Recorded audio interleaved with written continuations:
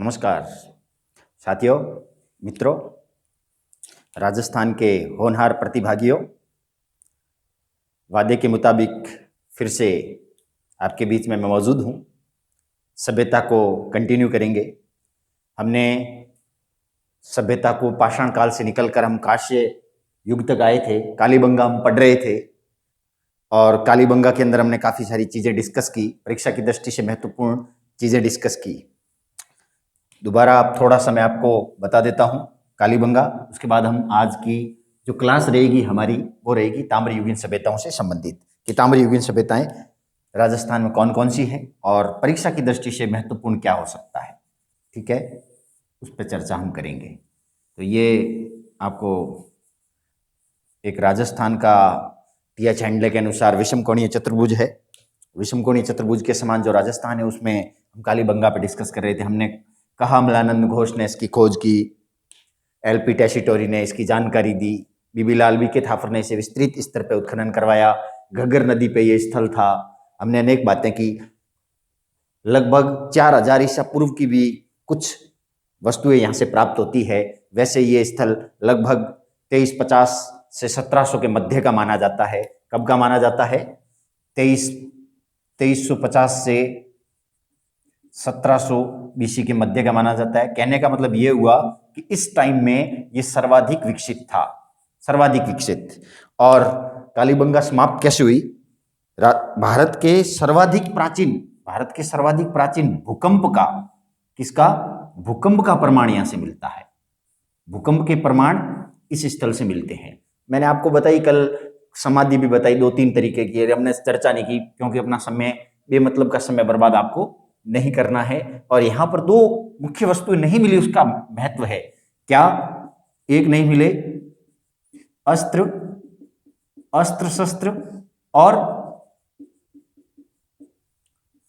शस्त्र और घोड़े के प्रमाण नहीं मिले। यहां से 2 अस्त्र शस्त्र और घोड़े के प्रमाण नहीं मिलने का बड़ा महत्व है इतिहास में। वो ये कि ये सिंधु घाटी स्थल जितने भी थे वो मूलतः व्यापारिक स्थल थे। तो ये कालीबंगा भी एक व्यापारिक नगर था। इनका मुख्य व्यवसाय व्यापार था। युद्ध से इनका कोई लेना देना नहीं था। तब तक एक शांति प्रिय लोग थे, वो युद्ध से दूर रहते थे। इसका मतलब अस्त्र शस्त्र और घोड़े का प्रयोग नहीं हुआ है। मंदिर भी नहीं मिला है, और मंदिर नहीं मिला इसका मतलब वो पूजा पाठ भी नहीं करते थे। तो ये तो था कालीबंगा। और कालीबंगा को हमने कांस्य युगीन के अंतर्गत पढ़ा। कैसी सभ्यता थी? मैंने आपको कल बताया कि प्राग हड़प्पा और हड़प्पाकालीन दोनों स्थल यहाँ से प्राप्त हुए और द्विस्तरीय है और किसी प्रकार से सिस्टमेटिक ढंग से बसा हुआ शहर था। सब प्रकार से मैंने आपको बताया था। आगे हम चलते हैं और आज हम पढ़ेंगे एक महत्वपूर्ण टॉपिक, और उस टॉपिक का नाम है राजस्थान की ताम्रयुगीन सभ्यताएं। राजस्थान की कैसी सभ्यताएं? ताम्रयुगीन सभ्यताएं। राजस्थान की ताम्रयुगीन सभ्यताएं देख रहे हैं आप, ताम्रयुगीन सभ्यताएं, राजस्थान की ताम्रयुगीन सभ्यताएं। मैंने आपको कल भी बताया कि कांस्य सभ्यताओं से पहले ताम्रयुगीन सभ्यता विकसित हुई। ताम्रपाषाण काल, उस काल में लोह पत्थर के बाद मानव ने दूसरी जो धातु प्रयोग में की वो ताम्र थी, वो तांबा थी।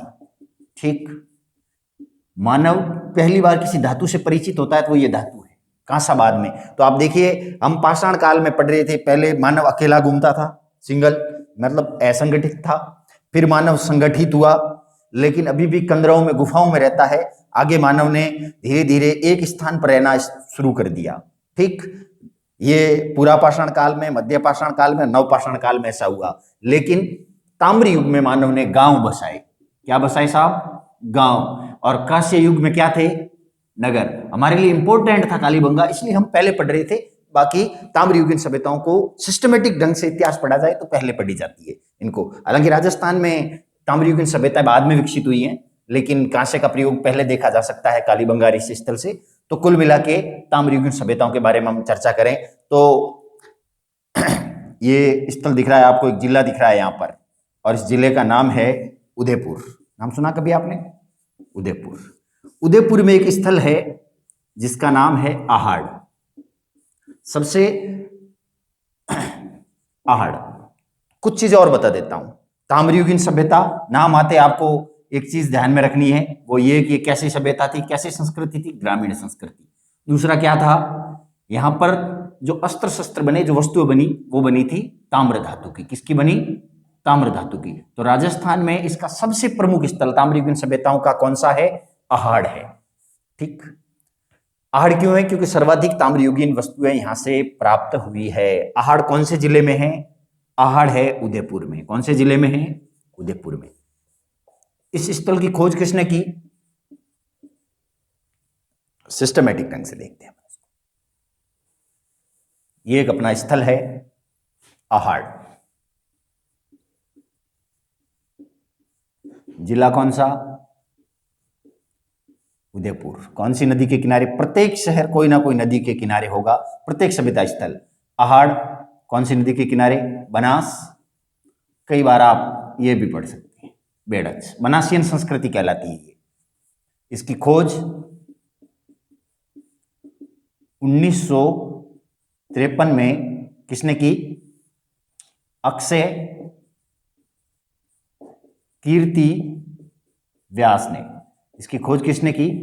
प्रथम बार इसका उत्खनन किसने करवाया है? अक्षय कीर्ति व्यास ने करवाया। कब करवाया? 1953 में करवाया। आहड़ को प्रारंभिक काल में हम अघाटपुर के नाम से भी जानते हैं। 11वीं शताब्दी में हम इसको अघाटपुर कहते हैं। इसको स्थानीय लोग धूलकोट कहते हैं। स्थानीय लोग, या इसका स्थानीय नाम क्या है? धूलकोट। किसका? आहड़ सभ्यता का। तो बड़ी महत्वपूर्ण सभ्यता है और यहां से हमें कई जानकारियां मिलती है, लेकिन सबसे महत्वपूर्ण जो यहाँ का नाम है, और वो नाम है ताम्रवती नगरी। एक चीज आपको ध्यान रखनी है, आहड़ सभ्यता को ताम्रवती नगरी के नाम से जाना जाता था। किस नाम से? ताम्रवती नगरी के नाम से। ताम्रवती नगरी, तो आपको ध्यान रखना है, स्थानीय नाम धूलकोट। 10वीं-11वीं शताब्दी में एक शहर बन गया तो अघाटपुर के नाम से जाना गया। मैं ये कहूं कि उस समय गोहिलों का शासन इस स्थल पर रहा होगा। धूलकोट वहां का स्थानीय नाम। आज भी जो टिब्बा है उसको हम क्या बोलते हैं? उसको हम धूलकोट कहते हैं। लेकिन इसका विस्तृत स्तर पे जो उत्खनन हुआ है वो किया है 1956 में। इसका विस्तृत स्तर पे उत्खनन कब हुआ? विस्तृत स्तर पे उसका उत्खनन हुआ है 1956 में। और कौन कौन है इसमें विस्तृत में उत्खनन में? RC अग्रवाल, रतन चंद्र अग्रवाल और HD सांकलिया। नाम सुने होंगे आपने, HD सांकलिया, हसमुख धीरज पूरा नाम, बाकी वैसे जरूरत नहीं है अपने को। HD सांकलिया 56 में इसका विस्तृत स्तर पे जब उत्खनन करवाते हैं तो यहाँ से कौन कौन सी सामग्री प्राप्त होती है वो आपको बताता हूं मैं। एक चीज तो फिक्स है, आपको पता होगा, क्योंकि तांबे की सामग्री ज्यादा मिली है, तो निश्चित रूप से ताम्र की भटियां। पहला यहां से आप पढ़ सकते हैं, क्या मिला? क्या मिला है? प्रचुर मात्रा में, क्या? प्रचुर मात्रा में ताम्र भटियां। प्रचुर मात्रा में ताम्र भटियां। एक ही पंक्ति में, क्या लिखेंगे आप? एक ही पंक्ति में 6-7 चूल्हे। इससे क्या पता चलता है अपने को? आहड़ के इस स्थल से हमें क्या पता चलता है इससे कि यहां पर कैसी परंपरा रही है परिवार की, यानी संयुक्त परिवार प्रणाली का पता चलता है। क्या पता चलता है? संयुक्त परिवार प्रणाली। एक महत्वपूर्ण स्थल के रूप में हमने इसकी चर्चा की है और आगे भी हम इसकी चर्चा करेंगे। इस स्थल से एक मुहरें और मुद्राएं, जानते हैं आप? इन मुद्राओं के ऊपर अपोलो का चित्र मिलता है। अपोलो देवता यूनान के देवता है। कहां के देवता है? अपोलो देवता यूनान के देवता हैं, जो यहां से मिली मुद्राओं पे मिलता है। तो इसकी दो विशेषताएं हैं। एक, त्रिशूल उनके हाथ में है। एक तरफ सिक्के के या मुद्रा पे त्रिशूल दे रखा है और दूसरी तरफ अपोलो देवता दे रखे हैं, और अपोलो देवता हाथ में धनुष लिए हुए हैं और पीछे तरकस है। तो अपोलो देवता, इससे महत्वपूर्ण ये है, इससे आहड़ सभ्यता का यूनान की सभ्यता से संबंध थे, इनका इंटरेक्शन था। ये दोनों संस्कृतियां आपस में जुड़ी हुई थी, मतलब निश्चित रूप से के मध्य अंतरराष्ट्रीय व्यापार होता था, खरीद फरोख्त होती थी। तो अपोलो देवता की मूर्ति प्राप्त हुई। कहां से प्राप्त हुई? आहड़ से। आहड़ में चावल, ज्वार और गेहूं, सुनेगा, की खेती भी यहां से होती थी। इसका मूलतः लोग यहां इसका प्रयोग करते थे। ठीक, यहां पर एक बैल मिला जिसे हम बनासियन बुल बोलते हैं। बैल बनासियन बुल। घुमावदार नालियां, कैसी नालियां? घुमावदार नालियां। और ग्रामीण संस्कृति है तो कच्ची ईंटों का प्रयोग। ग्रामीण संस्कृति है तो कैसा प्रयोग, किनका प्रयोग है? कच्ची ईंटों का प्रयोग, कच्ची ईंटों का प्रयोग। तो ये हमारी आर्य सभ्यता है। देखिए, आर्य सभ्यता के अंतर्गत हम पढ़ रहे थे, दोबारा मैं आपको बता देता हूं। आर्य सभ्यता उदयपुर में विकसित हुई, बनास नदी के किनारे विकसित हुई। 1953 में अक्षयकृति व्यास ने इसकी खोज की। विस्तृत स्तर पर इसका उत्खनन आरसी अग्रवाल, एचडी सांकलिया ने किया। ये ग्रामीण सभ्यता थी, ये ताम्रयुगीन सभ्यता थी। यहाँ पर कच्ची ईंटों का प्रयोग हुआ है। यहाँ पर बनासियन बुल, घुमावदार नालियां, चावल, ज्वार, गेहूं, अपोलो देवता की मूर्ति से युक्त मोहरे और मुद्राएं, एक ही पंक्ति में 6-7 चूल्हे संयुक्त प्रणाली को दर्शाते हैं। और प्रचुर मात्रा में तांबे की भट्टियां अपने को आहड़ से मिलती है। यहाँ पर जो मृद भांड मिले हैं, मृद भांडों के बारे में बहुत प्रश्न बनते हैं आजकल। मुख्य रूप से इसी स्थल का मृद भांड से संबंधित प्रश्न बनता है। तो यहां पर कैसा मृद भांड मिले? लाल और काले, लाल और काले, लाल और काले मृद भांड। क्या मिला? लाल और काले मृद भांड। मतलब ये कहूं लोहित व श्याम या लोहित व कृष्ण।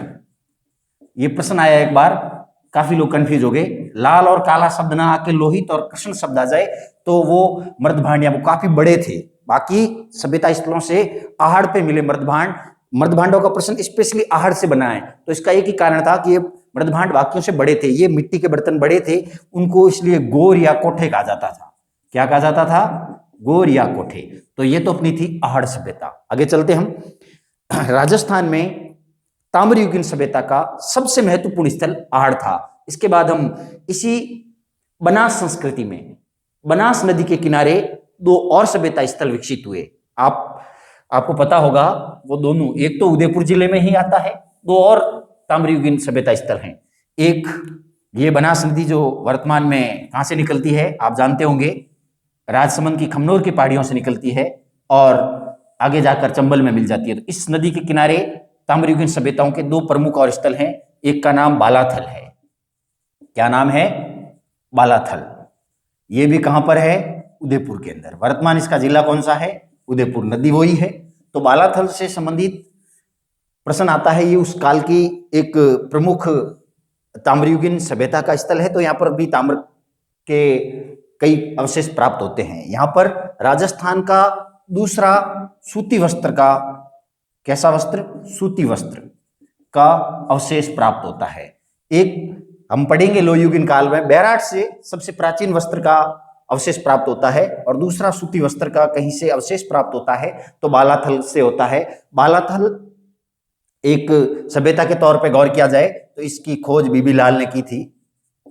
बीबी लाल ने इसका उत्खनन करवाया और बालाथल के अंदर इतना कोई भी परीक्षा की दृष्टि से महत्वपूर्ण प्रश्न नहीं बनेगा। बस ये है कि उदयपुर के अंदर एक स्थल है और इसी के पास राजसमंद जिले में एक और ताम्रयुगीन यानी बनास संस्कृति का एक और स्थल पड़ता है और इस स्थल का नाम है गिलूंड।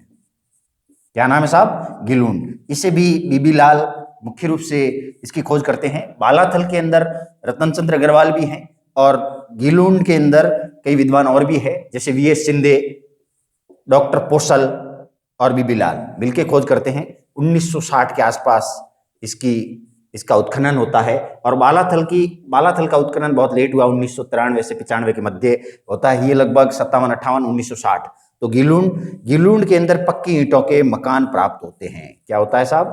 पक्की ईंटों के मकान गिलुंड में। गिलुंड बनास नदी के किनारे है और गिलुंड का जिला कौन सा है? राजसमंद। बस इतना, ये तीनों महत्वपूर्ण ताम्रयुगीन बनास संस्कृति के स्थल है। कई बार आ जाए निम्नलिखित में से बनास संस्कृति ताम्रयुगीन सभ्यताओं में, क्या प्रश्न आया? निम्नलिखित में से ताम्रयुगीन सभ्यताओं में से बनास संस्कृति का कौन सा स्थल नहीं है? और उसमें ऑप्शन में ये दे रखा हो, बालाथल दे रखा हो, गिलुंड दे रखा हो, अहाड़ दे रखा हो और एक गणेश्वर दे रखा हो। तो गणेश्वर ताम्रयुगीन सभ्यता का तो महत्वपूर्ण स्थल है, लेकिन बनास संस्कृति का स्थल नहीं है, क्योंकि वो कांतली नदी के किनारे है। तो 3 महत्वपूर्ण बनास संस्कृति के स्थल हैं। और यहां से अपन बहुत ज्यादा डीप नहीं जाएं, वरना कई फालतू की गाइडें आप देखें तो 4-4 पन्ने भर रखे हैं उन लोगों ने। तो यहां से जो भी प्रश्न बनेगा तो निश्चित रूप से वो प्रश्न हमें मिल जाएगा। तो ये तो थी हमारी बनास संस्कृति के अंतर्गत जो स्थल। और भारत के अंदर और राजस्थान दोनों के अंदर ताम्रयुगीन सभ्यता का एक महत्वपूर्ण स्थल है, जिसके बारे में आप जानते हैं। आपने एक जिले का नाम सुना होगा, बड़ा महत्वपूर्ण जिला है वर्तमान में, और उस जिले के अंदर एक स्थल का नाम आपने सुना होगा। आप आए इधर तो ये खंडेला की पहाड़ियों से एक नदी निकलती है और वहां पर एक जिला पड़ता है और उस जिले का नाम है सिक्कर। सिक्कर जिले में खंडेला से निकली कांतली नदी के किनारे एक सभ्यता विकसित हुई और उस सभ्यता का नाम गणेश्वर है। क्या नाम है साहब? गणेश्वर। इसकी खोज या उत्खनन आर.सी. अग्रवाल ने करवाया। किसने करवाया साहब? आर.सी. अग्रवाल ने इसका उत्खनन करवाया। और ये कौन सी नदी के किनारे है? कांतली नदी के किनारे है। कांतली नदी के किनारे है। आर.सी. अग्रवाल इसका उत्खनन करवाते हैं। गणेश्वर सभ्यता को पूरे भारत की ताम्रयुगीन सभ्यताओं की जननी कहा जाता है। भारत की ताम्रयुगीन सभ्यताओं की जननी।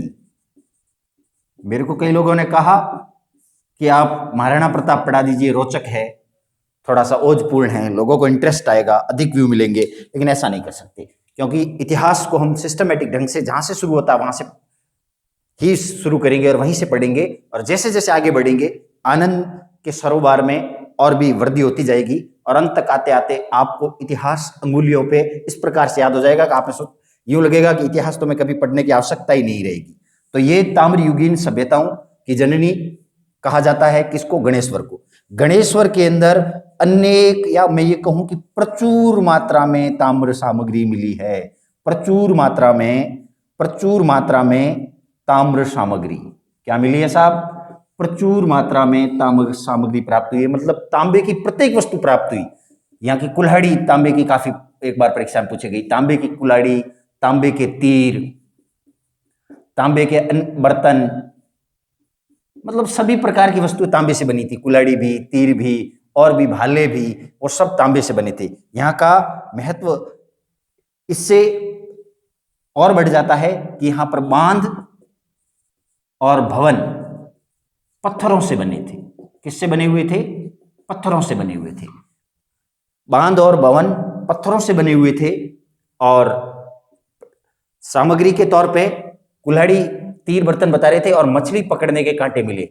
इससे यह पता चलता है कि यहाँ पर पहले बड़ा पानी का स्रोत हुआ करता था। हो सकता है तैतीस सागर था। मछली पकड़ने के कांटे, मछली पकड़ने के कांटे, तो हो सकता है कि ये यहाँ पर पहले इस रेगिस्तानी क्षेत्र में 33 सागर रहा हो, तो समुद्र के आसपास हो, या बड़ी नदी जो विशाल नदी रही हो। तो कांतली आंतरिक प्रवाह की नदी है, उसी के किनारे ये सभ्यता विकसित हुई और सभ्यता का नाम है गणेश्वर। राजस्थान की महत्वपूर्ण सभ्यताओं में से, इन सभ्यताओं में से गिनी जाती है।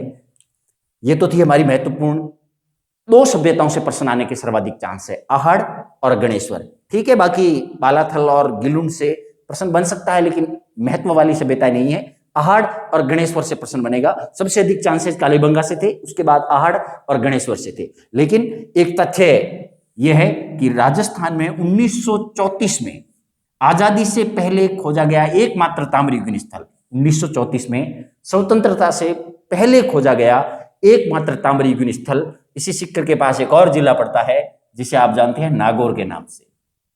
किस नाम से जानते हैं? नागौर के नाम से। नागौर में एक जगह है पर्वतसर। पर्वतसर के पास एक जगह है कुराड़ा। कौन सा स्थल?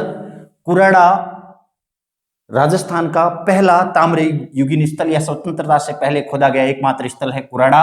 1934 में खोजा गया, जो नागौर पर्वतसर के आसपास पड़ता है। राजस्थान के अंदर और भी अनेक ताम्र युगीन सभ्यताएं हैं, विकसित हुई है, और उन सभ्यताओं पर कभी कभार जनरली प्रश्न आते हैं, वैसे प्रश्न आते नहीं हैं। आपने सुना होगा पूगल, बीकानेर, ठीक, साबनिया, बीकानेर, ओजियाना में हालांकि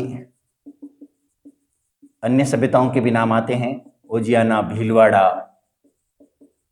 तो ये कुछ महत्वपूर्ण सभ्यताएं अन्य स्थानों पर भी हमें देखने को मिलती है। ठीक है, अपन निश्चित रूप से जो प्रश्न आने के चांसेस इतनी तो थी राजस्थान की ताम्रयुगीन सभ्यताएं। हम पढ़ रहे थे मानव ने धीरे धीरे कैसे विकास किया और उसकी बुद्धि कैसे विकसित हुई। उसने तांबे का प्रयोग किया, उसने कांसे का प्रयोग किया, उसने गांव बसाया, उसने शहर बसाया, उसने, और यहाँ तक आते आते उसके हाथ में घोड़ा आ गया। आगे हम कल एक महत्वपूर्ण टॉपिक को लेकर आएंगे, कुछ और छोटे मोटे तथ्यों को जो और भी इंपॉर्टेंट मिलेंगे तो वो आपके सामने मैं और पेश करता रहूंगा और आपको बताता रहूंगा।